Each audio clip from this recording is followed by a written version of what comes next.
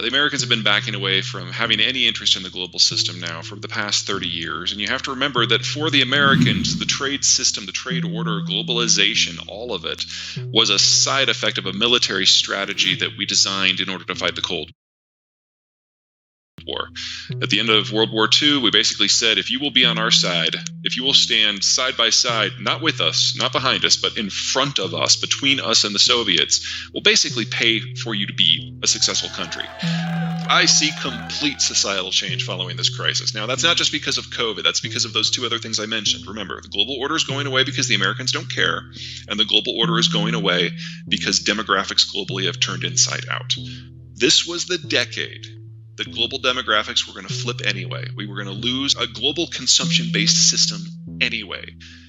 The Americans are just speeding that up with their geopolitical shift, and COVID is putting this into high gear. The world has changed, and none of us can go back.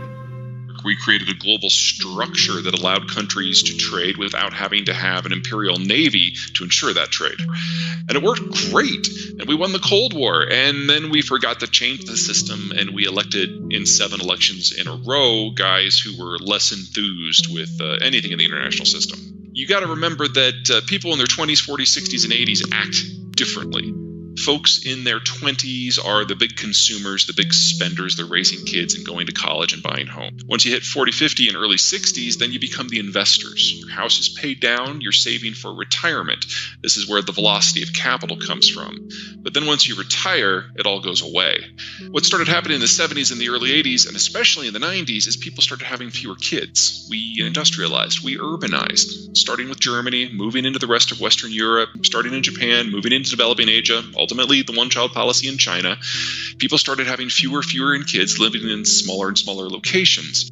You add that up on a global scale, and you fast forward today, and there are very few consumption-led economies left.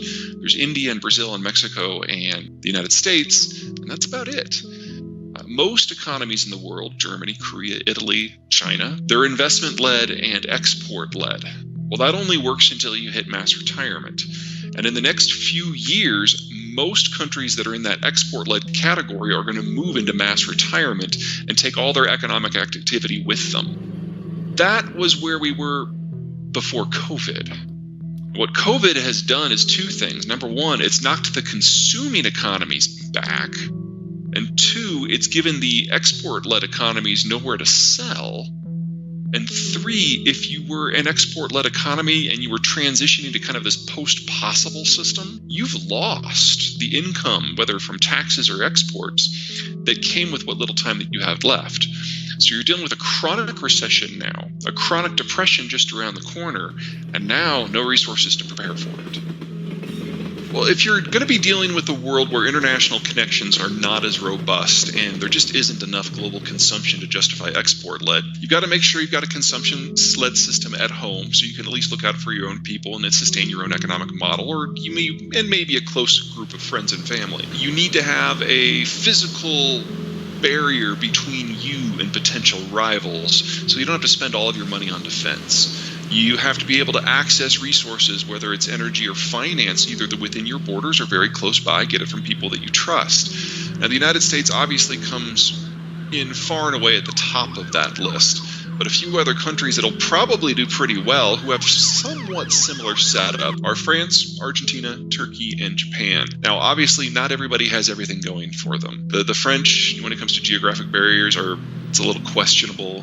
When it comes to demographics, the Japanese don't look the best. And when it comes to general organization, I don't know if anybody wants to model their lives off of Argentina. But all 4 of those states kind of get 4 out of 5 stars when it comes to dealing with the environment that we're going to be in the future. It's going to take them a while to carve out their new spheres of influence. It won't start overnight, but at least these are 4 countries that will hold through the test of time with the United States. What are your thoughts on the financial or fiscal responses of various governments to the pandemic? I think everybody's doing the best that they can. I haven't seen a lot of just flat out policy incompetence, with the exception of a few of the mid-tier presidents who have tried to deny that COVID even existed. So, I wouldn't look to Russia or Turkey or Brazil right now. But for the most part, everyone is using what resources they have available. The problem is most of them don't have a lot available. If you look at what you deal with when you're going through some sort of health crisis like this, if the economic structure of your country is just thrown backwards, really the only option is for severe government intrusion, whether that's through direct stimulus or loans or buying up shares of companies so they don't just collapse. There aren't a lot of good options, and there are very few countries who have any degree of fiscal flexibility. Japan is already in debt more than any country in human history, with the exception of the Chinese. The Eurozone limits options in that area, and that really just leaves the United States, Australia, the United Kingdom, and Canada. So those last four, the Anglo states, were the only ones who really had any monetary flexibility going into this crisis, and they've already driven rates down to effectively zero. But really the U.S. stands out, not because it's handled the crisis well, because it hasn't, but it has firepower to bring to bear. If you put aside everything that the Federal Reserve has done, which is substantial, and look just at the fiscal side, the United States is responsible for 2/3 of the fiscal stimulus of the planet right now, and is still experiencing a quarter-on-quarter recession that will probably be in the vicinity of 20% of GDP down. That gives you an idea of the scope of the problems we're facing here, because the United States is the only consumption-led economy of size left, and it is the only one that has the capacity to stimulate its economy in mass. And you add in national security concerns and health concerns and Trump administration concerns, and we're seeing a significant retooling of the industrial base in the United States to move a lot of this stuff home. First, it's just defense and medical. It's going to turn into vaccine and medical supply, and then it's going to go into the broader manufacturing space. If you're American, that's broadly okay. You'll come out of this probably in a decent position. But if the world's largest economy goes home in the heart of the crisis and honestly doesn't share its marbles with anyone else, that's a real problem for everyone to just recover from this crisis, much less prepare for the next one. Keep in mind that the majority of the world's baby boomers move into mass retirement between 2022 and 2024. So if COVID lasts just through the end of this year, that gives everybody... Wait. Before you scroll away, you need to hear this. Republicans across the country are moving fast. 1 year. That's not enough. Do you think OPEC will sustain oil production cuts, or the agreement will fall apart and members will increase oil production? As a rule, OPEC is obviously awful when it comes to implementing production cuts, and there's really only one country that matters, and that's Saudi Arabia. Now, the Saudis had come to the conclusion a little over a month ago that the Russians were such chronic cheaters that COVID, with 30 million barrels of demand destruction, was an awesome time to launch a price war, and they were right.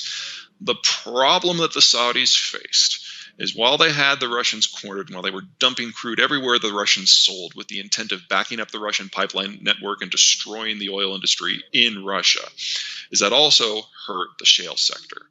And so Donald Trump called up Mohammed bin Salman, the crown prince, and basically said, look, if you don't lead global production cuts now, not only will the United States withdraw all military funding and all troops, we will start opening talks with every country that you don't like about putting troops there instead. Now, this was Trump, so he didn't say it quite that calmly, but you get the idea. Since the time of the Columbus expeditions in roughly 1500, human economic interaction has been based on the concept of more interconnectivity, more financial strength, more trade, larger populations, more technological advancement, more at every step, until this decade. The global demographic implosion plus the Americans plus COVID means that this is the end of that model. 500 years of economic history are about to end. We need an economic system that is not based on increases in size or complexity or markets or technology or finance. All of that ends this decade. All of that probably ends in the next 48 months. We know capitalism doesn't work in that environment. We also know communism doesn't work in that environment. And we're pretty sure fascism doesn't work in that environment. We need a new economic ism. that deals with an imbalance between labor and capital that we have never experienced before. We're not going to get that right on the first try. The Japanese, the Europeans, they're going to have to try it first. Their demographics are furthest along. China will be very close on the Europeans' heels. In the United States, we enjoy the world's youngest and most slowest aging demography in the advanced world, with the exception of New Zealand. And in fact, the United States isn't going to hit mass retirement in the first half of this century. There's a lot of time for us to watch other countries struggle with this.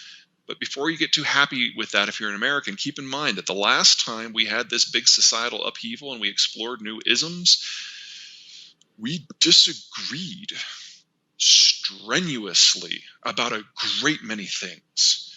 And to think that we'll get through a complete transformation of humans' experience with economics without anyone getting angry with one another, I think is reading history very optimistically. How will the global supply chain evolve in the future given recent events? Which industries will face the most dramatic changes? So long term, unless the country that it's the hub of the manufacturing model is also a consumption-led system, you can count on it breaking to some degree. The four big ones are going to be Argentina, Turkey, France, and the United States. Japan's its own thing, definitely not consumption-led.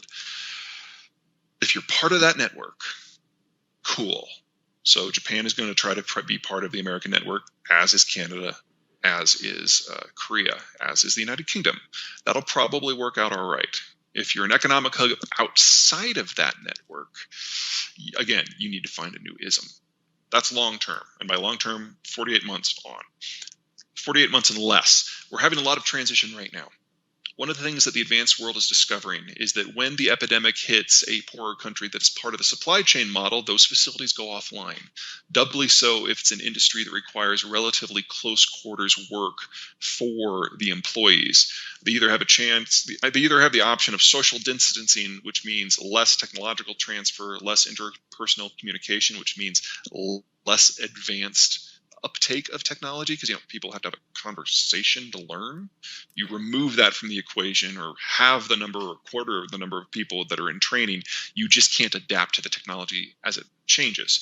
So whether you're in China or Malaysia or Indonesia or Thailand or Tunisia, you're looking at vastly decreased manufacturing capacity in the short term because of COVID, and in the longer term until we get a vaccine, because they can't keep up with the technology as it evolves. If you're an advanced country, and you do have the capital, and you do have the consumption, it's a pretty simple decision in front of you. Either you can wait and go without whatever it is you need, whether it's a ventilator or a laptop, or you can make it your damn self. And what we're seeing right now is the mass relocation of manufacturing to Europe, to Japan, to the United States, because they don't have a choice. Now, some industries are more vulnerable to this sort of transfer than others. Others are pretty sticky. So automotive, wow. Trump administration was very proud that they increased the percentage of input that are in vehicles. And honestly, that negotiation is almost irrelevant now, because if you had to get something from East Asia, you just don't get it right now. You're having a hard time getting it from Mexico. Luckily, most of that infrastructure is in place. The labor is already trained, and the market's right there. Textiles is one that most people wouldn't expect. Now, most textile work is done in South Asia, but it's done in close quarters, and it's pretty much shut down right now. And one of the things that has come out of automation in the last 4 years is that you can now do most textile work with automation at a lower price point than you can with unskilled human labor in South Asia. So we're probably going to see that industry relocate large scale. Electronics, office equipment, white goods, that sort of thing. That's probably the next big wave. There's nothing technologically about that prevents transfer. 3 other industries that'll probably take longer: heavy machinery. It's time to help people customize Wiring, and semiconductors. All of them are vulnerable, but all of them are a little bit stickier when it comes to relocation. Heavy machinery, you only need so many bulldozers, so it makes sense to keep it in one place until you move the whole thing. Semiconductors, a lot of the steps of production are all in a single facility, and that's a multi-billion-dollar facility, but we're already seeing groundbreaking in places like Arizona and Sinaloa to move some of this to the Western Hemisphere. It's coming. It just won't be as quick. Will QE by central banks result in inflation? What do you think about MMT as a way to pay for the aid? Is this MMT now? The seal's been broken when it comes to fiscal stimulus, at least in the United States. Now, remember, the United States, it's a hard currency and it's the global store. So the United States has options for expanding the money supply that don't apply to other countries. MMT specifically, I don't think so. I know very few people who take that specific theory seriously. But the United States really doesn't have to worry about that because of its reserve currency status. The United States has done about $3 trillion of additional spending in the last 2 months. That's just ridiculous. Less than half of that, the Fed had to monetize. The rest was people just looking for any way to park their cash. You couldn't do that in the United Kingdom. You certainly couldn't do that in the Eurozone. As for inflation, I think for the next 4 or 5 years, the real problem is going to be deflation. In part, that's an aging population globally, which is consuming less, while the industrial plant doesn't go away. But more importantly, in the next 3 years, the United States is going to be adding industrial plant in order to counter COVID. But the Chinese are not going to be taking their industrial plant down. So we'll get this weird dual system briefly where the Chinese will be building things at cut rates with insufficient buyers and just dumping their product on the market and just the price rationale for that goes to zero. Whereas the Americans will be building things out that requires capital investment. They'll be charging more market rates for it based on higher capital investment. That's going to mean higher prices, but they're not going to be price sensitive because capital is in essence free right. You don't need MMT to throw a bottomless supply of capital at things in the US.